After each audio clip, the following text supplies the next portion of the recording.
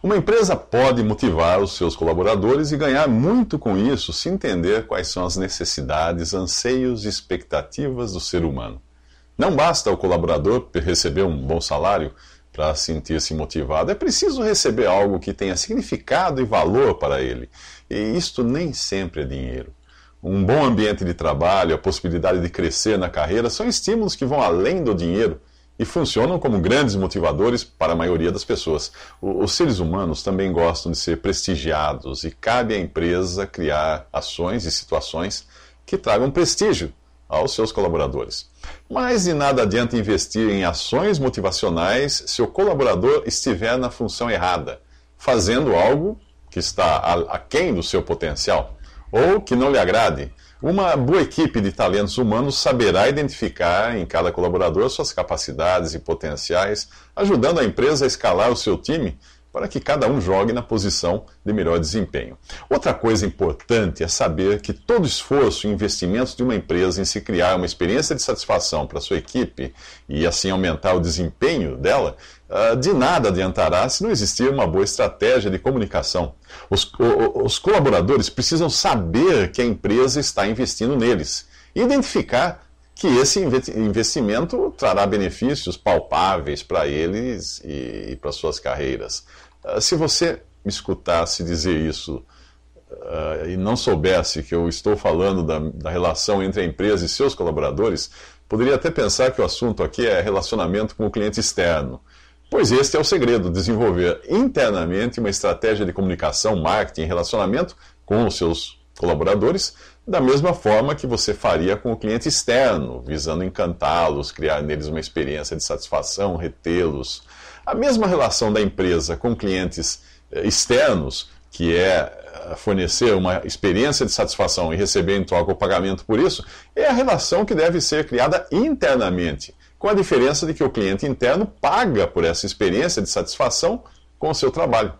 Um colaborador motivado, ele tende a ser mais criativo. Os incentivos e benefícios que uma empresa oferece ao trabalhador ajudam a criar um clima positivo, mas é importante entender também que o objetivo da motivação da equipe não é o de criar um clima de conforto, de estabilidade.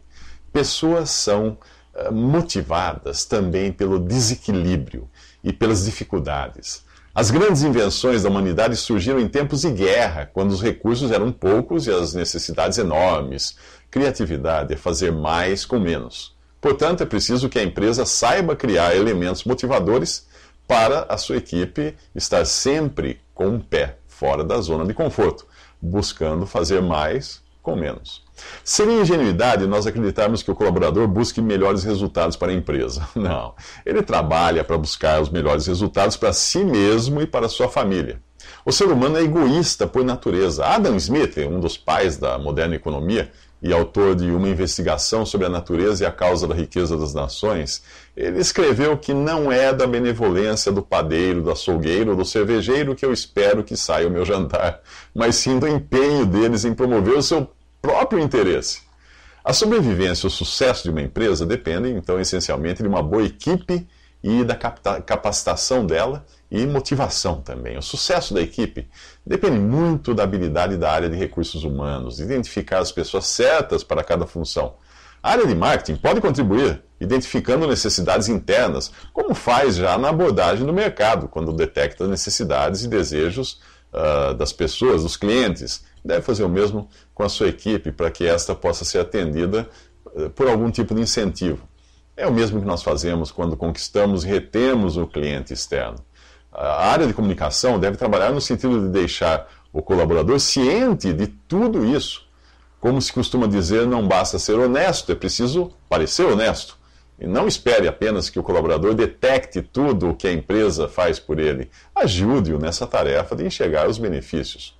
É importante também entender que a empresa não pode se dar ao luxo de querer formar o caráter de seu colaborador. Isso já deve vir de casa. Ela não pode capacitá-lo no caráter, ela pode capacitá-lo na parte técnica, na parte da sua função, ela pode investir em cursos, treinamentos, mas se ele não tiver caráter, se não tiver crenças e valores sólidos, a empresa estará trazendo para o seu quadro de colaboradores um vírus Um vírus com potencial de contaminar e destruir a produtividade e qualidade da equipe. Aquele quadro na parede que diz nossas crenças e valores são tais e tais, deve expressar as crenças e valores que a equipe já possui. Não é o quadro de crenças e valores que irá transformar um colaborador naquilo que a empresa gostaria de ver nele. É o colaborador que traz para a empresa suas crenças, seus valores, que serão manifestados na prática e não numa frase pendurada na parede. Um colaborador devidamente motivado irá desempenhar melhor sua função, desde que a empresa consiga alinhar os interesses dele com os interesses da empresa, pois, como eu já disse, o colaborador está ali trabalhando por seus próprios interesses. Mas quando esses interesses estão alinhados com os da empresa, há um ganho conjunto e a motivação também para crescer e vencer desafios. A frase vestir a camisa pode servir para torcidas organizadas de futebol. Nelas existe até um prazer religioso em sofrer por aquilo que elas tanto amam, mas não irá funcionar para a maioria das pessoas. A empresa precisa entender que ao usar o trabalho para alinhar os seus objetivos de lucratividade com os do colaborador, que giram em torno da obtenção de dinheiro, prazer e prestígio através da sua profissão, ela terá o empenho que deseja ver em sua equipe. Em suma, o colaborador trabalha por interesse próprio, e a empresa também. Se este interesse próprio do colaborador estiver alinhado com o interesse próprio da empresa, então ambos caminharão de mãos juntas, de mãos dadas. Às vezes você percebe que seus colaboradores estão desmotivados. O que fazer então numa situação assim? Pode ser o caso de eles estarem numa fase de poucos estímulos, mas eles devem também ser sempre lembrados de que a empresa não é uma instituição filantrópica, não é um clube que está ali para ajudá-los. Existe um contrato mútuo de provisão de benefícios e a parte que não cumpre esse contrato pode perdê-lo. Ou é a empresa que se surpreende quando um dos seus melhores talentos decide ir para a concorrência, ou é o colaborador que é pego de surpresa com uma demissão por não atingir as expectativas da empresa. Antigamente as pessoas trabalhavam de olho na aposentadoria. Hoje, o profissional deve viver sempre ciente de que a aposentadoria está cada vez mais distante. Não só por questões previdenciárias, mas até mesmo pelas crescentes demandas da vida moderna. Você precisa cada vez ganhar mais para comprar tudo que você precisa comprar. Por isso é bom que cada um trabalhe no modo empreendedor, como se fosse um prestador de serviços. Ainda que seja contratado como funcionário da empresa ou de uma prestadora de serviços, o profissional deve entender que o seu empenho deve ser o de um dono de negócio, do dono do seu próprio negócio. O seu negócio qual é? O seu talento, a sua capacidade. Esse é o seu negócio. A empresa que contrata deve ser enxergada como seu grande cliente. Profissionais autônomos sabem que se fizerem corpo mole terão dificuldade para pagar as contas no final do mês. E é assim que deve viver também cada colaborador se quiser viver motivado. Ele deve pensar como um profissional autônomo contratado por um projeto, e o contrato poderá ter fim se não atingir as expectativas do cliente. Outra disposição que ele deve ter é a de um investidor que está depositando o seu capital intelectual numa empresa na qual ele acredita poder obter os melhores dividendos. Porém, existem pessoas que, por natureza, são negativas, vivem sem expectativas. É preciso muito cuidado com pessoas assim na equipe, porque nem sempre é possível mudar essa condição delas. É fácil identificar quem são esses. Geralmente são os que mais reclamam e se acham vítimas de todas as injustiças do mundo. Não existe algo na face da Terra que possa estimular uma pessoa pessimista assim. Pois por mais que a empresa invista nela, o seu ponto de vista é o de enxergar sempre alguma dificuldade, alguma desvantagem, alguma coisa que estão fazendo contra ela. Dê a uma pessoa assim um curso qualquer para incrementar a sua carreira e ela vai dizer que está perdendo tempo por ser obrigado a estudar mais, vai ter que dormir mais tarde, vai ter que pegar mais conduções. Uma atitude motivada depende muito da natureza e caráter da pessoa. Isso precisa ser detectado já na contratação para evitar problemas depois. Uma vez dentro da equipe, a pessoa que é desmotivada, esse tipo de pessoa, ela irá contaminar os outros. Assim como nós gargalhamos quando vemos todos gargalharem ou sentimos vontade de bocejar quando vemos alguém fazendo isso, as pessoas motivadas ou desmotivadas são igualmente contagiantes. Daí o cuidado necessário na formação de uma equipe para filtrar os desmotivadores.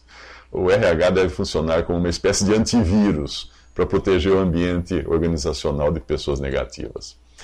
É possível transformar um colaborador em um líder capaz, desde que ele tenha o DNA de um líder. Esse é um ponto importante, porque existe hoje muito oba-oba no sentido de transformar todas as pessoas em líderes. Mas as coisas não funcionam assim na prática. Nem todos nascem líderes, ainda que algumas pessoas tenham a habilidade de comandar uma equipe.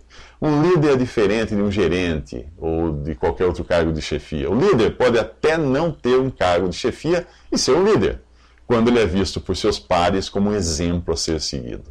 A função de um gerente poderia ser mais bem entendida se pensássemos em um vaqueiro. O vaqueiro organiza e toca a boiada, enquanto o líder é o pastor. O pastor caminha à frente do rebanho, é seguido pelo rebanho. O gerente diz o que a sua equipe deve fazer. O líder não precisa dizer. Ele representa o que a sua equipe quer ser quando crescer. Os gerentes nós obedecemos, os líderes nós seguimos. Quando a empresa estabelece metas como elementos motivacionais e não consegue que uma pessoa atinja essas metas, é preciso analisar se a função que ela exerce é compatível com as suas necessidades, seus desejos, suas expectativas. Muitas vezes basta mudar alguém de posição e a pessoa começa a produzir mais e melhor. A área de recursos humanos deve fazer um trabalho contínuo de identificação de capacidades para casar essas capacidades com as necessidades da empresa. Colocar qualquer pessoa em qualquer lugar não é o melhor caminho para extrair o máximo de um colaborador. Se você colocar um desses atacantes campeões para jogar no gol, logo verá o desempenho do time cair e o próprio atleta ficar desmotivado. Ele estará numa posição que não é a sua, portanto, toda a sua capacidade será desperdiçada e faltará a ele as habilidades exigidas nessa nova função. Isso vai deixá-lo extremamente frustrado.